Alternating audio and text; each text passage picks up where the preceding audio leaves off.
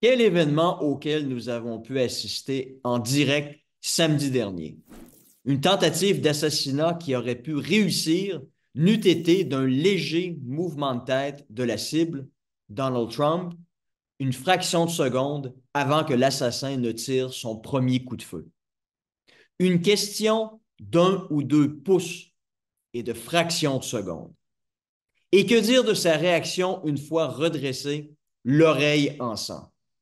Les Américains ont maintenant le choix entre le T-1000 comme président ou un invalide. L'élection est gagnée.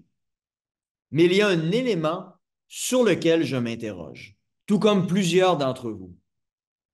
Comment un jeune homme de 20 ans, armé d'un fusil, a pu se hisser sur le toit de la structure la plus proche de l'estrade où se trouvait Trump?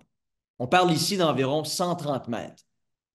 Et être en mesure de tirer de 5 à 8 coups de feu avant d'être éliminé. Donc, que sait-on exactement? D'abord, les certitudes. De multiples vidéos montrent très bien que les spectateurs avaient identifié sur le toit un individu armé.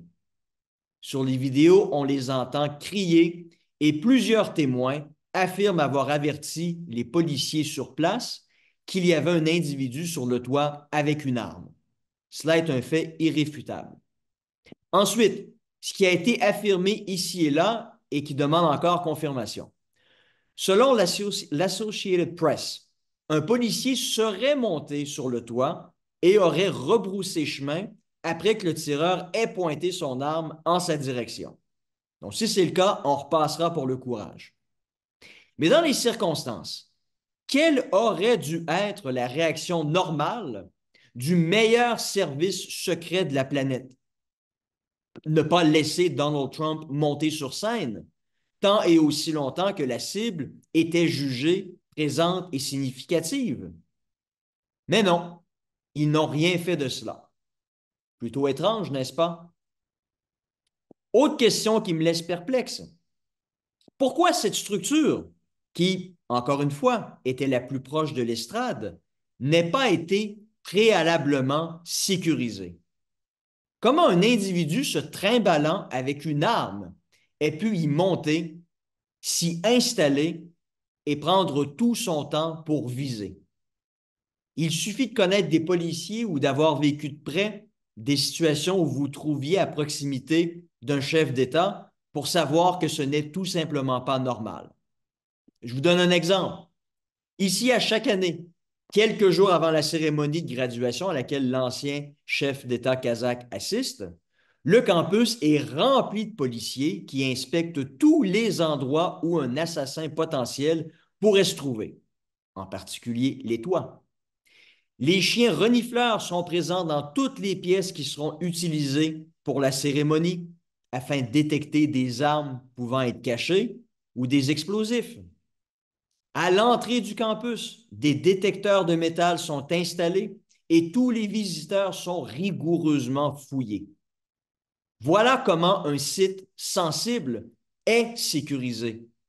Or, je le dis et je le répète, comment la structure la plus proche de l'estrade où Donald Trump allait tenir son discours n'ait pas été sécurisée avec minimalement un policier placé sur son toit?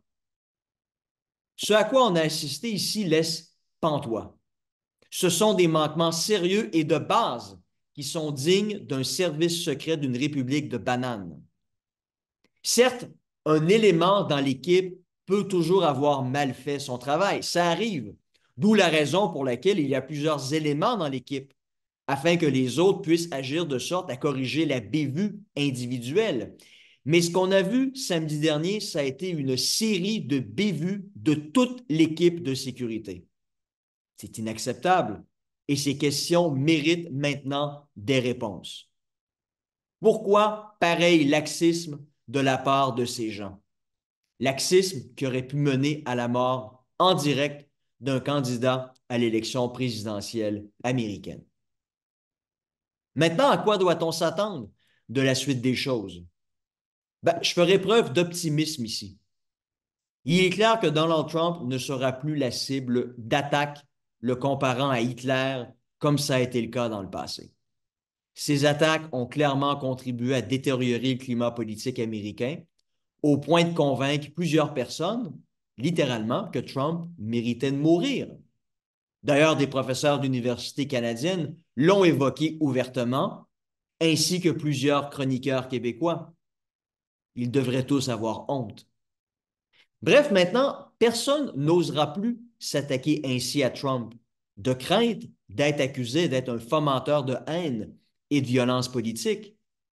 Voilà qui est positif, car ça va forcer les démocrates et autres adversaires de Trump à l'attaquer sur ses idées et sur son programme. Voilà le positif dans cette tentative d'assassinat avorté. Le reste de la campagne risque d'être normal et articulé autour de débats d'idées, comme ça devrait être normalement le cas en démocratie. Est-ce que ça sera le cas, oui ou non? L'avenir nous le dira.